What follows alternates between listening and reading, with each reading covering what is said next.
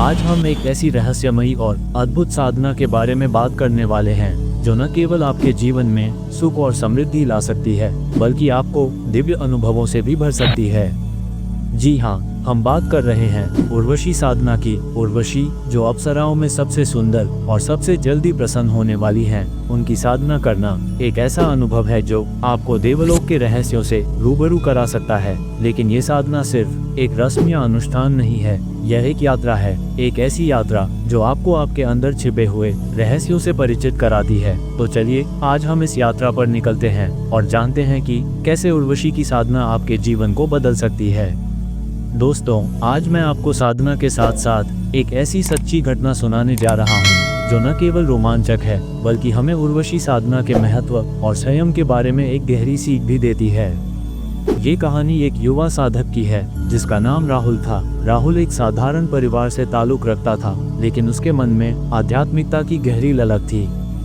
एक दिन जब राहुल ऋग्वेद का अध्ययन कर रहे थे तो उन्हें उसमें अप्सरा का नाम मिला। तब राहुल ने अप्सरा साधना के बारे में और अधिक जानकारी एकत्र करने का विचार किया। तब वे पास की सबसे पुरानी लाइब्रेरी में गए और वहां उन्हें एक प्राचीन पुस्तक मिली जिसमें अप्सरा साधना के बारे में लिखा था। उस पुस्तक में लिखा था कि उर्वशी देवलोक की सबसे सुंदर और मनमोहक अप्सरा हैं। वे न केवल सुंदर हैं बल्कि उनकी आवाज इतनी मधुर है कि एक बार जो उनकी आवाज सुन ले वह उनके जादू में खो जाता है। उनकी उपस्थिति इतनी प्रभावशाली है कि एक बार जो उन्हें देख ले वह उन्हें भूल नहीं सकता। उर्वशी की साधना करने वाला साधक उनके सौंदर्य और आकर्षण से मोहित हो जाता है। लेकिन ये साधना सिर्फ सौंदर्य और आकर्षण तक ही सीमित नहीं है। ये साधना साधक को मनचाहे फल देने की क्षमता रखती है, चाहे वो धन हो, सुख हो या फिर आध्यात्मिक उन्नति। उर्वशी की कृपा से सब कुछ संभव है। उर्वशी साधना की खासियत यह है कि ये बहुत जल्दी फल देती है। उर्वशी बहुत जल्दी प्रसन्न हो जाती है और साधक की इच्छाओं को पूरा करती हैं। लेकिन इस साधना को करने के लिए कुछ नियम और विधियां हैं जिन्हें समझना बेहद जरूरी है। ये साधना न केवल आपके भौतिक जीवन को बदल सकती है बल्कि आपके आध्यात्मिक जीवन को भी नई ऊंचाइयों पर ले जा सकती है। उर्वशी की साधना शुरू करने से पहले आपको ये तय करना होगा कि आप उन्हें किस रूप में चाहते हैं। क्या आप उन्हें बहन के रूप में, मित्र के रूप में या प्रेमिका के रूप में साधना करना चाहते हैं। उर्वशी की साधना 21 दिनों की होती है। इसे किसी भी महीने के शुक्ल पक्ष के सोमवार से शुरू किया जा सकता है। सबसे पहले भगवान शिव की पूजा करें। शिव जी को पंचामृत, दूध, दही, घी, शहद और शक्कर से स्नान कराएं और उन्हें जल अर्पित करें। इसके बाद ओम नमः शिवाय मंत्र का जाप करें और भगवान शिव से प्रार्थना करें कि वे आपकी साधना को सफल बनाएं।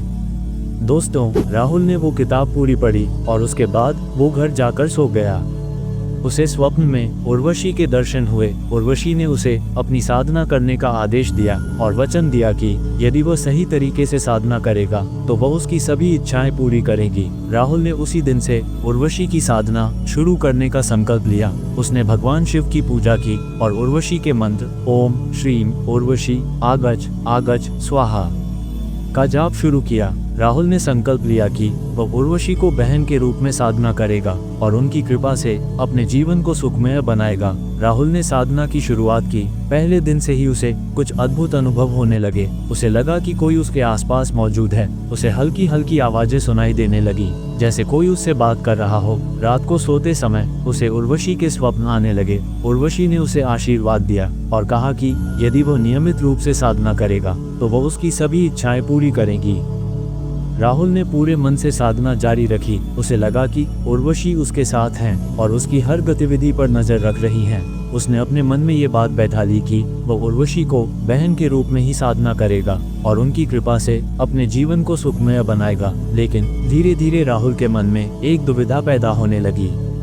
उर्वशी के स्वप्न और उनकी उपस्थिति का अनुभव करते हुए उसका मन कामुक भावनाओं से भरने लगा। उसे लगा कि उर्वशी इतनी सुंदर है कि उन्हें केवल बहन के रूप में देखना मुश्किल है। उसके मन में यह विचार आने लगा कि क्यों न वो उर्वशी को प्रेमिका के रूप में स्वीकार करे। राहुल ने अपने मन की इस दुविधा को नजरअंदाज करने की कोशिश की, लेकिन वह अपनी भावनाओं पर काबू नहीं रख पाया। एक रात जब वह साधना कर रहा था तो उसे लगा कि उर्वशी उसके सामने प्रकट हो गई हैं। उसने उन्हें छूने की कोशिश की और तभी एक चमत्कारिक घटना घटी। जैसे ही राहुल ने उर्वशी को छूने की कोशिश की, वे उसके सामने से गायब हो गईं। उसके आसपास का वातावरण एकदम शांत हो गया। उसे लगा कि उसने कुछ गलत कर दिया है।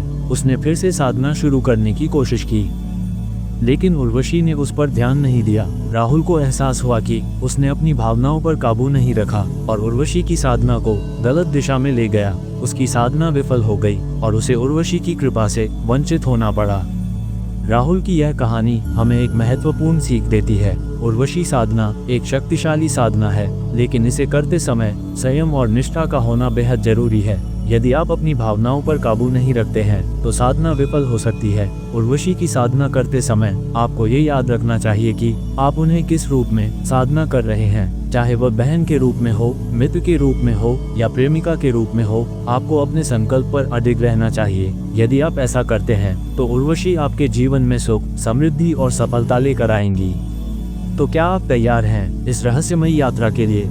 यदि हाँ, तो पूरे विश्वास और समर्पण के साथ इसे शुरू करें। सफलता आपके कदम चूमेगी।